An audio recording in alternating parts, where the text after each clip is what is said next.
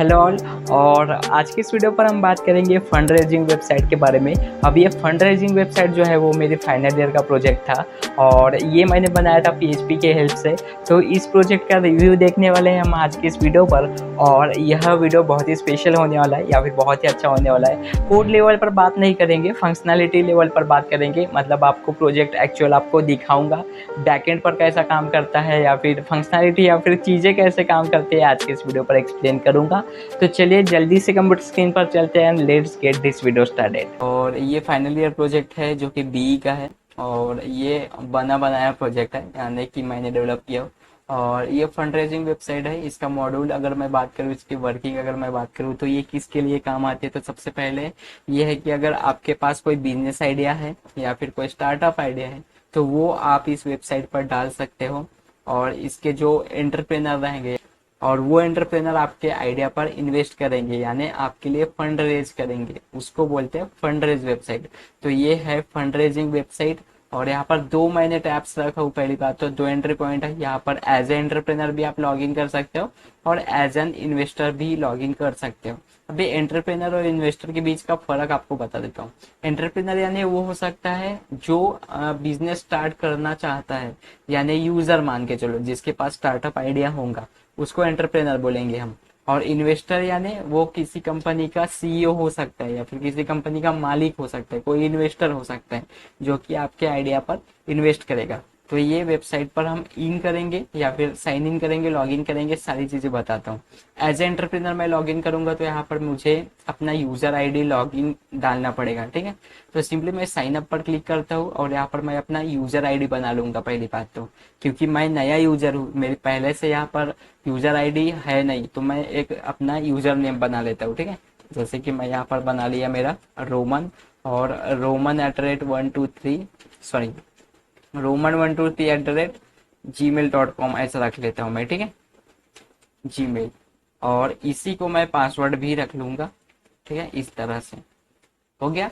मतलब मैंने क्या किया, अपना यूजर नेम डाल दिया, यहाँ पर ईमेल डाल दिया और ये यूजर नेम और पासवर्ड सेट कर दिया। मैं साइन अप पर क्लिक करूंगा, ठीक है। और यहाँ पर देखो मुझे एक वैलिडेशन आया कि पासवर्ड जो है वो 8 कैरेक्टर का होना चाहिए और उसमें एक अपर केस होना चाहिए, एक लोअर केस होना चाहिए, जो कि वैलिडेशन है। ये वैलिडेशन कैसा होता है वो बताऊंगा। हम बनाएंगे मेरा एक, मैं कर लेता हूँ roman@123, फिर उसके बाद roman@123। चलो ठीक है, ये हो गया 8 कैरेक्टर, इस तरह से हो गया। अभी मैं करूंगा यहाँ पर साइन अप, ठीक है। अकाउंट हो गया मेरा क्रिएट सक्सेसफुली। बैक करेंगे, लॉगिन करेंगे और यहाँ पर मेरा यूजर नेम डालूंगा मैं और यहाँ पर पासवर्ड डालेंगे roman@123, जो मैं साइन अप के समय डाला था वो डाल लिया। और मैं यहाँ पर आ चुका हूँ अपने डैशबोर्ड पर। ये मेरा एज एन एंटरप्रेनर है, ठीक है। एज एन एंटरप्रेनर यानी मेरे पास कोई बिजनेस आइडिया है और मैं वो यहाँ पर अपना इन्वेस्ट कर रहा हूँ, मतलब अपना बिजनेस आइडिया डाल रहा हूँ। तो अपलोड योर बिजनेस आइडिया है, ये बटन मैंने दिया हो यहाँ पर ताकि हम अपना स्टार्टअप आइडिया डाल सकते। वह स्टार्टअप आइडिया यानी मेरे पास मान के चलो कोई एक वेबसाइट, मेरे पास एक स्टार्टअप है, मैं बच्चों को ट्यूशन पढ़ाने का मेरे पास एक बिजनेस आइडिया है। वो मैं चाहता हूँ कि ठीक है, मेरे पास एक बिजनेस है बच्चों को ट्यूशन पढ़ाने का, लेकिन मेरे पास उसके लिए मेरे को उसका सेटअप खरीदने के लिए पैसे तो चाहिए ना, तो मैं इस वेबसाइट पर डालूंगा। और जो इन्वेस्टर रहेंगे वो मेरे, अगर उनको मेरा आइडिया पसंद आएगा तो वो मेरे बिजनेस पर वहाँ पैसे इन्वेस्ट करेंगे। तो मैं यहाँ पर अपना बिजनेस आइडिया डाल रहा हूँ, तो यहाँ पर क्लिक करेंगे, एक फॉर्म ओपन होता है। इस फॉर्म पर जो है आपको अपनी डिटेल्स डालनी पड़ेंगी अपने आइडिया से रिलेटेड। यहाँ पर लिखा हुआ है देखो, tell us about your business. तो हम डालेंगे हमारा बिजनेस, यहाँ पर हम यूजर नेम डालेंगे यहाँ पर, ठीक है। यानी कौन डाल रहा है, ये रोमन यानी मैं, जो ने लॉग इन किया है, जो इस पर्सन ने लॉग इन किया है वो। और यहाँ पर देखो बिजनेस का नेम डालना है मुझे। अब बिजनेस का नेम क्या है, तो एक मैं एग्जांपल के लिए ट्यूशन फॉर स्टूडेंट ऐसा डाल देता हूँ, ठीक है, ट्यूशन फॉर स्टूडेंट्स। और यहाँ पर आपको डिस्क्रिप्शन डालना पड़ेगा कि थोड़ा सा और अपने बिजनेस के बारे में बता देना। अगर आप सिर्फ ट्यूशन बोलोगे बच्चों के लिए तो उनको, लोगों को समझेंगे नहीं कि ये क्या बिजनेस आइडिया है। आप थोड़ा सा और एक्सप्लेन करना है यहाँ पर, तो यहाँ पर एक्सप्लेनेशन आप लिखना फॉर मोर डिटेल्स, ठीक है। तो यहाँ पर सिंपली मैं सिर्फ आपकी इंफॉर्मेशन के लिए डिटेल्स डाल देता हूँ बस, और कुछ ज़्यादा नहीं करूँगा। फंड रिक्वायर, अब जो भी आपकी जो भी बिजनेस आइडिया है उसके लिए आप एक अमाउंट सेट करोगे ना कि मुझे इतने इतने रुपए की जरूरत है या फिर इतनी चीजें चाहिए, ठीक है। तो सिंपली मैं यहाँ पर अमाउंट डाल देता हूँ, मान के चलो मुझे 1 लाख का अमाउंट चाहिए, ठीक है। तो यहाँ पर हम 1 लाख डाल देंगे ऐसा, ठीक है। उसके बाद आप अपना यहाँ पर ईमेल आईडी डालना, roman123@gmail ऐसा डाले थे अपन ने, ठीक है, @gmail.com। और यहाँ पर आप फोन नंबर डाल लेना ऐसा। मैं एक अपना डमी फोन नंबर यहाँ पर डाल देता हूँ, ठीक है। कितने हो गए, चलो ठीक है, एक डमी मोबाइल नंबर डाल दिया। अब ये इंडस्ट्री चूज करो बोल रहा है। अब ये इंडस्ट्री क्यों चूज करना है, ये यहाँ पर मैंने क्यों डाला, उसके पीछे का आपको एक बताता हूँ, रीजन बताता हूँ। मान के चलो आप कौन से सेक्टर पर आपका बिजनेस जो है वो यहाँ पर आपको अगर डालना होगा तो ये है, ठीक है। तो सिंपली मेरा एजुकेशन रिलेटेड है तो मैं एजुकेशन यहाँ पर सिलेक्ट कर देता हूँ। बैलेंस शीट क्या है, इनकम स्टेटमेंट क्या है, कैश फ्लो स्टेटमेंट क्या है, यहाँ पर देखो, यहाँ पर 3 ऑप्शन दिया हूँ मैंने, बैलेंस शीट, इनकम स्टेटमेंट और कैश फ्लो स्टेटमेंट। अब ये क्या होती है, तो बैलेंस शीट यानी क्या होता है कि आपको पूरे आपके आइडिया से रिलेटेड जितने भी खर्चे आने वाला है उसका एक शीट आपको यहाँ पर अपलोड करनी पड़ेगी। अब इसको मैंने मैंडेटरी नहीं रखा हूँ, यानी जरूरी नहीं रखा हूँ, ठीक है। और इनकम स्टेटमेंट यानी कि साल का कितना आपकी कंपनी जो है या फिर आपका आइडिया कितना ग्रो करेगा वो डालो, तभी तो आगे वाला जो भी इन्वेस्टर देखेगा उसको समझेगा ना कि आपका आइडिया कैसा है। तभी वो आपके ये जितने भी बैलेंस शीट है, इनकम स्टेटमेंट है या फिर ये कैश फ्लो स्टेटमेंट है, उनको तभी समझेगा ये सारी चीजें क्या होती है। ये अभी मैंने मैंडेटरी नहीं रखा हूँ, यानी जरूरी नहीं है, अभी अपलोड नहीं भी किए तो, लेकिन इसका इम्पोर्टेंस यही है कि आप अपने इन्वेस्टर को, आगे वाले पर्सन को अपने प्रोजेक्ट के बारे में या फिर अपने आइडिया के बारे में, अपने बिजनेस के बारे में एक्सप्लेन कर रहे हो। तो मैं सबमिट कर देता हूँ, ये सारी चीजें नहीं करता, ओके। तो न्यू रिकॉर्ड क्रिएटेड सक्सेसफुली है, यानी आपका आइडिया चले गया है डैशबोर्ड में। अब वो आपको देखना है, ठीक है। तो क्या करेंगे, हम होम पे जाएंगे फिर से, ठीक है। ये होम पे आ गया मैं। अब यहाँ पर देखो, मुझे ये मेरा आइडिया दिख गया, ट्यूशन फॉर स्टूडेंट मेरा आइडिया का नेम है। आप चाहे तो इसको एडिट कर सकते हो, इसको डिलीट कर सकते हो। एडिट पर अगर मैं क्लिक करता हूँ तो मेरा यहाँ पर मैं अपने आइडिया को यहाँ पर अपडेट कर सकता हूँ। जैसे कि मैं ट्यूशन फॉर स्टूडेंट लिख दिया, तो ट्यूशन नहीं करना चाहता मैं जो है वो स्कूल खोलना चाहता हूँ, मान के चलो उसी आइडिया को मैं एडिट करना चाहता हूँ। तो स्कूल खोलना चाहता हूँ, स्कूल फॉर किड्स ऐसा करना चाहता हूँ। तो वही आइडिया मेरा क्या हो जाएगा, अपडेट हो जाएगा। इसको अपडेट करोगे तो आप डेटा हो जाएगा आपका अपडेट, और फिर से यहाँ पर आ जाएगा स्कूल फॉर स्टूडेंट्स, इस तरह से, ठीक है। अपडेट हो जाएगा। डिलीट करना होगा तो ऑब्वियसली ये डिलीट हो जाता है, लेकिन अगर मैंने इसको डिलीट कर दूंगा तो फिर से मुझे वो प्रोसेस फिर से करनी पड़ेगी, रजिस्ट्रेशन वाली, या फिर आइडिया हमने जो डाले ना वो प्रोसेस फिर से करना पड़ेगा। तो यहाँ पर फिर से मैं जल्दी जल्दी एक न्यू डाल देता हूँ मेरा, ठीक है। ये मेरा यहाँ पर मैं कर लेता हूँ रोमन, और यहाँ पर मैं एक डमी बिजनेस नेम डाल रहा हूँ, मुझे एक डिलीट वाला आपको फंक्शनैलिटी दिखाना है उसके लिए, ठीक है।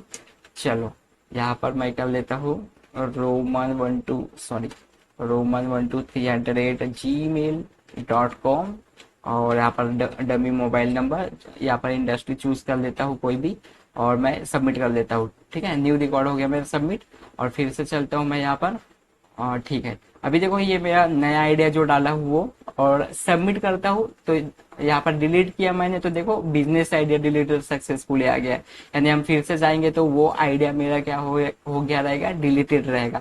तो ये फंक्शनैलिटी मैंने दिखा दिया कि किस तरह से आप अपने बिजनेस आइडिया को डाल सकते हो और उसको अपना एडिट कर सकते हो, अपडेट कर सकते हो।